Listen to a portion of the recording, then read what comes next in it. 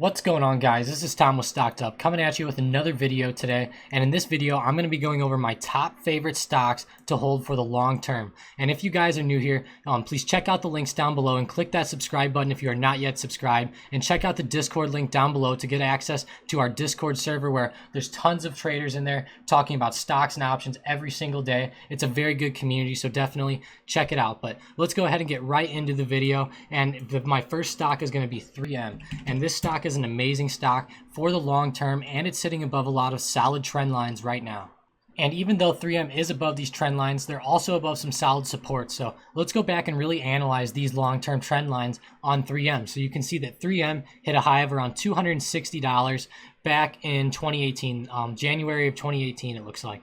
And that trend came all the way down to around, let's see, this level, $220 at around the end of April. So with that being said, you can go ahead and draw this trend. And then right now we're starting to bounce off that trend line and actually move past it to the upside, which is an amazing indicator right here. And another big indicator is that it's sitting above a lot of these supports. There's a pretty good support at around 156, 155 on 3M and around 163. And we're sitting above both of those, and we're above the long-term trend line. So 3M is just a pretty good stock to hold. And if we look at 3M's earnings, we can see that even before the virus occurred, which was right here on this drop, you can see their earnings were about 1.66 EPS and 2.72 EPS. And if we look right now, we are at 1.78 EPS and 2.43 EPS. So I think that their earnings are going to start getting better. Maybe they'll get back to these $3 levels like they were prior to the virus and back to the levels that they were at a couple of years ago.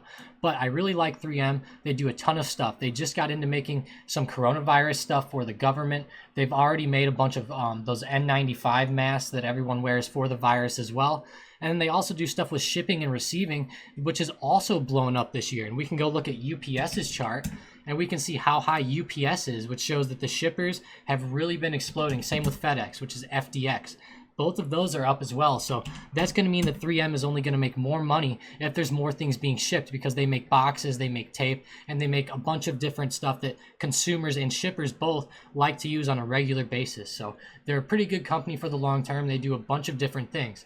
And one good thing about 3M is that they're actually pretty far away from their high. So you can see they had 2 years of pretty much restructuring their business, which is what they've been doing. And right now, given the current prices, we're about 50% from the highs. So the potential to be able to hold a stock that pays a 3.43% dividend and have a 50% growth potential over the next 3 to 5 years, that's an amazing opportunity. And just keep in mind, with all of these stocks I'm talking about, these are long-term stocks. So whenever I'm giving you my analysis on these, just keep in mind that the analysis is set with a long-term sentiment in mind. So keep in mind that if I'm saying to buy 3M right now, keep in mind that you'll have to hold it for 1 year to 3 years before you might see some growth out of it. 3M might trade between $220 and $120 for the next few years and just kind of go sideways. So you might just make money on the dividend. But the thing is that in the long term, 3M should be a pretty safe stock and should generally rise, especially in the long term. And the next long-term stock I wanted to talk about is going to be Intel, which is ticker INTC. And this stock has a lot of potential for growth in the long term, especially given that they're a very decent tech stock. They actually make processors and microchips for different applications like laptops, phones, computers, just totally different things. They even make chips for appliances and all types of different things. But really, Intel is big on their computer chips, like the Intel Core i7 and i9 processors and different things like that. So for the long term, this is a great entry into the chip maker market. There's a lot of companies that compete with Intel, like AMD, MU, QCOM, which is Qualcomm, and a lot of these companies have actually been popping lately. So Intel has actually been going down. They lost an Apple contract, which was partially the reason why they dropped on earnings right here, and then they dropped on these earnings as well. So you can see there was just 2 bad earnings in a row on Intel, and it ended up making them fall pretty much, and they fell all the way down to the $44 support level. And if we go back to that $44 support on the long-term chart, we can see that it's touched 44 or right around $43 or $44 quite a few times. So I'm in personally on this stock right now with 100 shares. I just averaged in on this little drop here, and I'm in for the long term. And I was in on this rise as well, and I was in at right around 47.76, I believe was my price, and I ended up breaking even whenever it fell on earnings right there, and I re-entered down here at the bottom. But Intel is another pretty good dividend stock, paying 2.89%. And like I said, they're a pretty good entry into the chip maker market. And even though that they lost that Apple contract, which was part of the reason that made them fall here, they did gain a new contract with a South Korean company, SK Hynix, which makes a bunch of memory chips like SSDs and different memory chips. And Intel is going to help them make those SSDs and chips by offer some type of chip to go onto those boards or into those memory systems. So Intel should be a pretty good entry into the chip maker market, and they should do pretty good for the long term. Just keep in mind that with the drops that they've been having lately, you might see more short-term drops on Intel. So it might fall down to $40 or $35, but like I said in the beginning of the video, right now you're trying to get stocks that have fallen a little bit but will be good for the long term, because you want to have a pretty good entry on these. And at the same time, there's some other stocks that I'm going to be talking about that have recovered a little bit more. So it's a pretty diverse 5 stocks that I'm going to be talking about today. And so far, 3M and Intel are some of the more growth stocks, you could say, because they have fallen over the past year to 2 years, and they are due to have a lot of growth back to those highs. And the thing is like with Intel, like I said, they could end up falling down to 40 before they end up going to 60 over the next few years. So just keep in mind, it's going to be a big, long, drawn-out process, and that's what happens whenever you get long-term stocks, because long-term stocks, obviously you have to hold them for a long time, and sometimes you have to hold whenever the swings go against you. So that's why I think Intel would be a smart one to average into right now. I wouldn't go all out yet on it because it has a potential to fall. So maybe I would buy half of the position here, and then if it goes up, then you're still going to make money on that half position. But if it goes down, then you might be able to add to the position if it falls back down maybe to $38 or $39.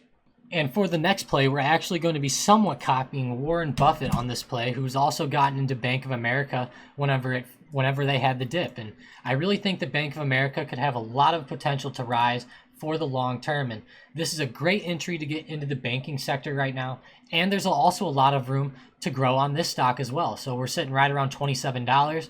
And if we rise up to the highs of $35, that's about a 30% rise. So 30% to hold Bank of America for the long term could be a pretty good deal. And Bank of America, they also pay a 2.67% dividend. So it's not the best dividend, it's not the worst, but it's a pretty respectful, and it's a consistent dividend that normally stays pretty much around 2.67%. So you're not having a fluctuating dividend that goes from 3% to 8% to 5% and so on. So it's a pretty consistent stock. And also this stock is pretty far off of coronavirus highs, kind of like 3M and Intel were as well. And really, if the banking sector starts to recover, Bank of America could be a great stock for the long term, and I really like this. I also think that this would be more of an averaging in type of play, kind of like Intel would be. So I wouldn't go all out on Bank of America right here. I would just average in, but it's still a great spot to get in. And if it does fall, you might be able to average in more shares at like $23. But for the long term, though, 3 to 5 to even maybe 10 years out on Bank of America, you should be seeing some pretty good moves and some pretty good gains, as they're one of the best banking stocks in the United States. And obviously there's some better ones like JP Morgan and Goldman Sachs and stuff like that, but just keep in mind that Bank of America is a pretty good bank, and a lot of people use Bank of America, like a lot of standard consumers, and they have a lot of accounts, especially in the United States. And like I said, there's a pretty good growth potential on them as well, 30%. So I don't see Bank of America going anywhere for the long term, and I think it could be a pretty good pickup around these levels. And the next stock I want to get into is going to be DraftKings, and this is going to be one of the more riskier stocks that I talk about. Well, it actually is going to be the riskiest stock that I talk about today.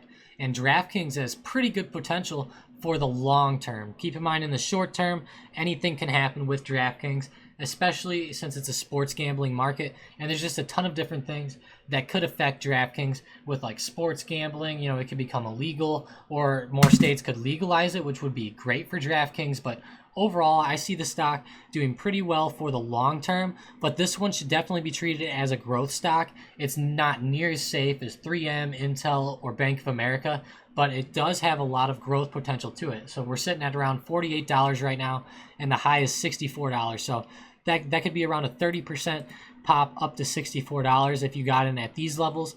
And if it started to fall here and you got in lower around 36 or 40, like let's just say your average was $40 and it goes up to 64, you could possibly make 60% on that rise up to $64, which is a very nice gain. But like I said, this is going to be a riskier stock, so you're not going to want to put as much of your portfolio into DraftKings as you would 3M, Intel, or Bank of America, because DraftKings is risky. Like you can see that, it has swings up to 64 and then it'll fall down to 35. So let's go look at this. So if you would have gotten in, let's just say you would have got DraftKings at 55 and then it fell all the way to 35. At that time, you'd be down 33%. So that's just showing what type of drops you might have to hold DraftKings through. And if we look at the other stocks, like 3M, for example, it might go down, but, you're not going to be down 33%. It will be if you hit the absolute low, but if you just hit lows of a few weeks ago, kind of like DraftKings, you're only talking about an 8 to 10% drop. So I don't see 3M or any of the other stocks moving or being near as volatile as DraftKings is. But at the same time, though, DraftKings has the best growth potential and it could make the most money out of all of them. Like DraftKings could pop from $48 to $200 a share if sports gambling becomes more popular or if DraftKings does very well. But one good thing that goes for DraftKings for the long term is that DraftKings is really fueled off of people's greed, and then they're also fueled off of people's addictiveness. So obviously DraftKings is a sports betting website, so people are addicted to sports betting and they're very greedy. So that's a pretty good combination for the company DraftKings, as most people are always going to keep betting on sports if it's legal, and they'll also keep putting money in there because they're also greedy. So it's just one of those companies where it's almost like TD Ameritrade or the stock CME, because CME Group has to do with trading as well. So you can see over the long term they've done pretty well. And I'm not saying DraftKings is near as established as CME or anything like that, but I'm just saying the growth potential, and that they're fueled more off of greed and people being addicted to sports gambling and stuff like that. So I don't really see them going anywhere unless sports really starts going down. But I don't think that the virus will keep sports down too long. I know it hurt them this year, and even with sports getting hurt, DraftKings still was popping, even though sports weren't maybe playing all year. So like in baseball, there was only 60 games played, and there might be 160 games next year. So that's just, another 100 possible games that people could bet on, and that's just more revenue for DraftKings every single day. The more sports get played, and the more really the economy opens, the more DraftKings will make as well. Last but not least, the final stock I'm going to talk about is SPY, and this stock is going to follow the S&P 500, and this is going to be an ETF that's brought to you by SPDR, which is a pretty well-known ETF. Obviously, SPY is one of the more traded ETFs, and it's definitely one of the better SPY ETFs out there. And the thing is that this stock is going to really encapsulate the whole market for you. So if the overall market goes up, the SPY should also go up. And right now, I know the SPY is pretty high on the long-term chart. The high is right around 364.38, and we're sitting right around 355. So we're only a few dollars off of the highs. But the thing is that, like I said, these stocks are all for the long term. So as long as the U.S. or the U.S. economy doesn't go down in the long term, I think that the S&P 500 and specifically the SPY will go up in the long term.